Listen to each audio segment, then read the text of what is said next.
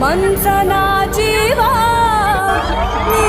ನುಡಿಸಿ ಆಡಕ ಢಮರು ಆಗ್ಯಾವ